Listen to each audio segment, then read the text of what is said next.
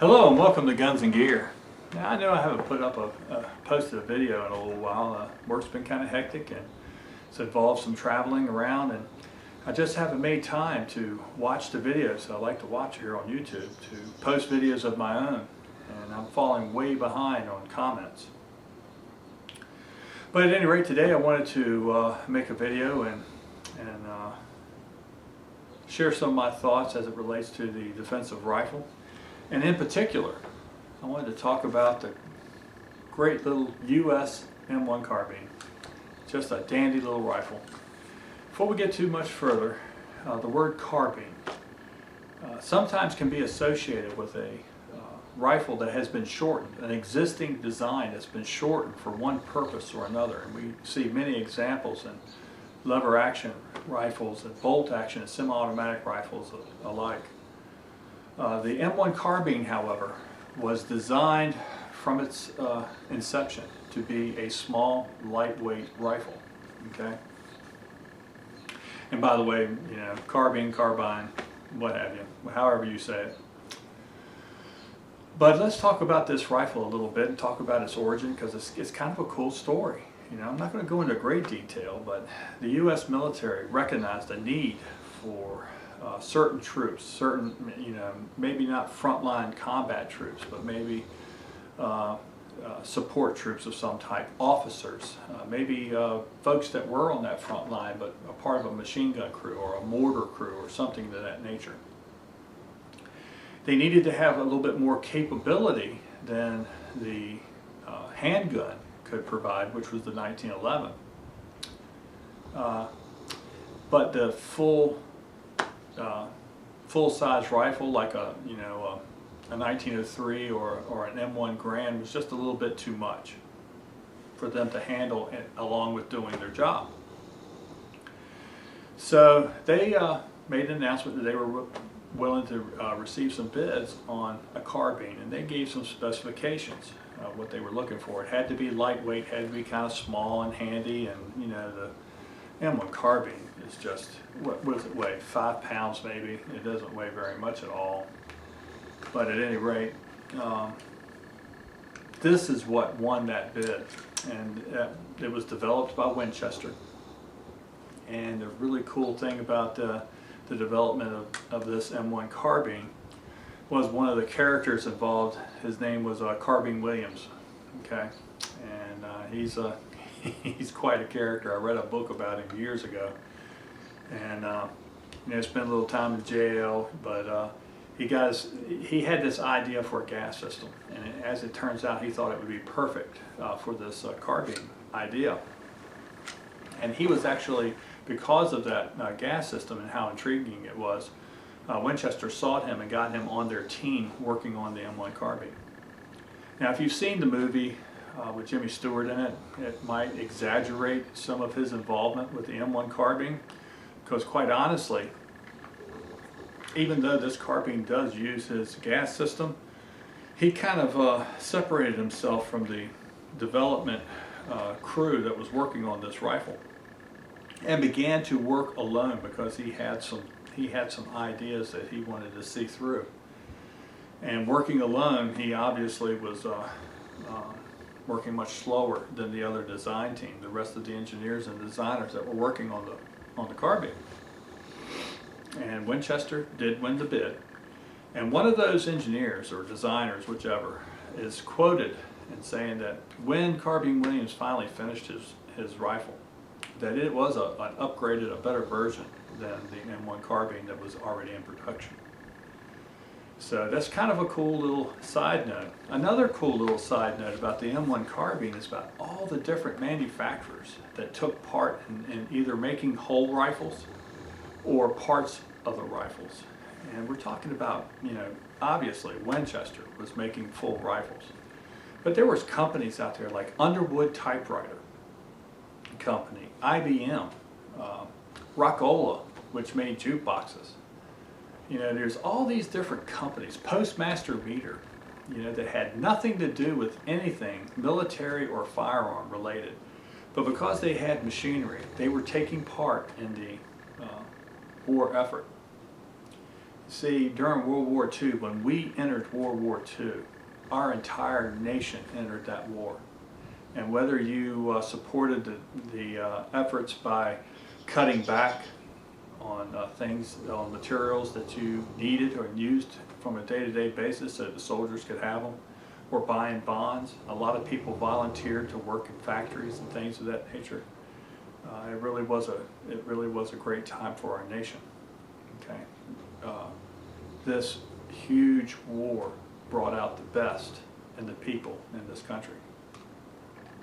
So that's kind of a, you know, the M1 Carbine really shows that, because of all these different companies that had nothing to do with military or war could make parts for the development, for the production of the M1 Carbine. Now this one happens to be a Winchester. And one of the things about the cartridge that was designed for it was it had to have an effective range of 300 yards. Now I know you folks that own carbines may go 300 yards. You kidding me, right? But that was the government specification. And the .30 carbine round is often maligned for its ineffectiveness. You got to figure that, you know, it is a very underpowered rifle round when compared to other rifle rounds. It used, I think, a 110 grain full metal jacket, moving along at around 1900 feet per second out of the muzzle. So in the world of rifles, that's rather weak. In the world of handguns, though, that would be kind of powerful. I mean, it would be right along the line of a supercharged .357 Magnum, right? And yes, I know .357 Magnums are 35 caliber, but I was just basically talking about the feet per second. So that had, you know, that created, I think, this underpowered cartridge created some issues with its effectiveness. Now, I'm not going any further than my own family to give you an example of how some people really liked it and some people did not like it because of its effectiveness. And by the way, I'll apologize if you can hear my dog snoring in the background. I had an uncle that was a truck driver, okay, in the war, and he drove a supply truck, and when the Allied forces began to push the Germans out of France, there were a couple of occasions where my uncle's column of trucks, convoy of trucks, were attacked, okay? And on a few of those occasions, they actually had to set up defensive positions and repel an attack, okay? And one hunting trip, sitting by a campfire, my uncle shared one of those stories with me. You know, he rarely, like the rest of my uncles and my father and my brother, rarely talked about, you know, combat stories. He did share with me one, because I was using an M1 carbine to hunt deer with. I was about 12 years old at the time. And he was telling me, he goes, when the Germans finally broke away or charged from their ambush positions, because he had lined his sights up on this particular German soldier that was rushing at him, and it was maybe a couple of hundred yards away. And he said, I started shooting, and that guy kept coming. And he goes, I know I was hitting him because I could see the dust puffing as the rounds hit him in the chest.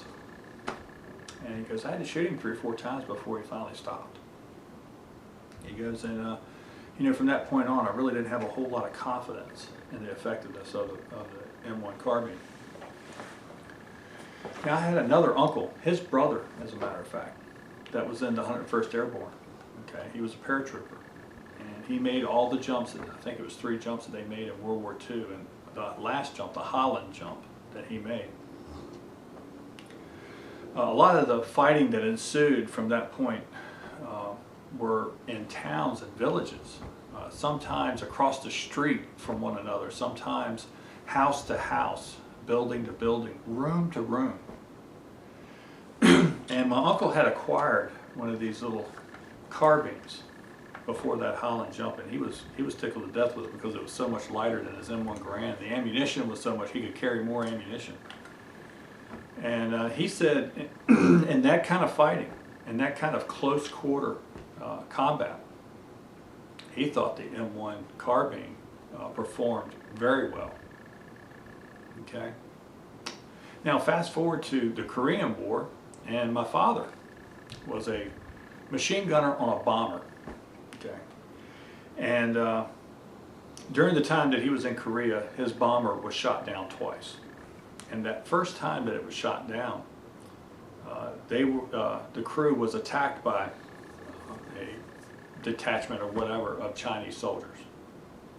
And he has a very similar story to my uncle, the truck driver, in that you know, he had put his sights on a Chinese soldier that was moving in on him, and he had to shoot him 4 or 5 times to stop him. You know, and again, he said the same thing. You could see the dirt, dust, whatever, flying off of the coat that the Chinese soldier was wearing. So when they finally did make it back to friendly forces, he traded in his carbine for an M1 Garand. But there's hundreds and thousands of stories like that, okay, where one person may think that the rifle really performed well for him, and someone else may not feel the same. Personally, looking at my family's stories, those 3 individuals, it came quite clear to me that maybe this rifle wasn't very effective beyond 200 yards. That it was a lot more effective at shorter range, which would make sense with the energy of the cartridge. Now today, we enjoy an advancement in ammunition that was not available to the soldier. Companies such as Carbine have their excellent DPX round, which is a solid copper hollow point. It has a very deep hollow point. Very effective round. They make that in .30 carbine. The Spear Gold Dot, which is used by many law enforcement agencies and civilian defenders alike, they make a .30 carbine shell. And I would have to think, and there's other companies that are making .30 carbine ammunition that's much more effective than the full metal jacket ammunition that was available to the soldiers during those conflicts. So with that, I think that, you know, this little lightweight rifle might be a good choice for some people. You know, there are many of us out there that are inquiring about firearms, maybe purchasing their first rifle, that they want to use it for defense. There are other folks out there that may be just a little bit recoil sensitive, or maybe of smaller stature, whether they be man, woman, or maybe a teenager. You know, the M1 Carbine might be an excellent choice for those individuals. I believe that as far as a home defense gun, if you're going to choose a rifle, the M1 Carbine might be a good one to choose. It's very effective in that close range, especially with some of the modern ammunition. I would never suggest using full metal jacket for home defense. But at any rate, it just may fit the bill. You know, my wife refuses to use a shotgun because she has a prior injury that still gives her trouble in her shoulder. But she likes the M1 Carbine. This is her choice of rifle. And I do not feel concerned that she has chosen the M1 Carbine because of the parameters of which she's going to be using it. Okay? So something for you folks to think about.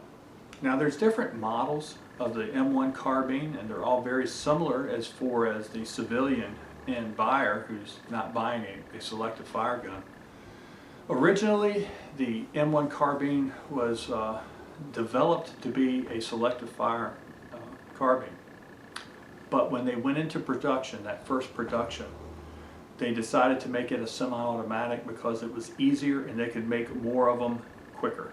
Okay? And when they started producing the M1 Carbine, the United States was beginning to enter the conflict in Europe and also with Japan. So they needed guns, they need them fast. So that was one of the decisions in making the M1 Carbine originally semi-automatic. Now the original carbine did not have the bayonet lug on it. It had a different looking safety, and I'll show you really quickly. You see the safety is kind of like a lever that moves back and forth, right just forward of the trigger guard. Instead, right here at this location, this exact location, there was a little button. It was like a crossbolt safety that you would see on an 870 shotgun, for instance. The original magazine was 15 rounds, okay, little box type detachable magazine.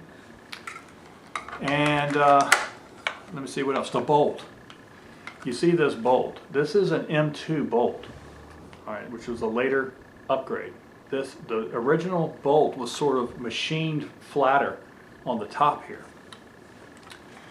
And some of the sights, there's different variations of the sights and things like that, but all in all, the models are very similar. Now the M2 came out toward the end of World War II, before any numbers of them actually started to get to the soldiers and troops. And because of that, it probably saw very little action. But it was used in Korea heavily. It was used in Vietnam. Even after that, it was used for a long time by MPs, military, police, and security detachments, things of that nature. Here's another M1 carbine of mine that long time ago I put this aftermarket folding stock on. And this happens to be my favorite carbine because the apparatus that makes this a folding stock also makes the length of pull a lot longer, and I like that because I'm kind of a tall fellow. At any rate, this happens to be a U.S. surplus, whereas this one here was a refurbished version that came back from Korea. This is actually brought in by Blue Sky importers, and this one happens to be a U.S. military surplus. And this has the M1 bolt. And here's that bolt I can show you, and you see where this whole top part had been machined sort of flat, and you can probably see that pretty clearly when I operate the bolt a little bit, that it's more or less flat on the top. Now the last version of the rifle was an M3, which was basically an M2 carbine with a night vision capable optic on the top, and it was a really big optic. I've seen pictures of them. I've never really seen one. Sorry about that, folks, I ran out of memory.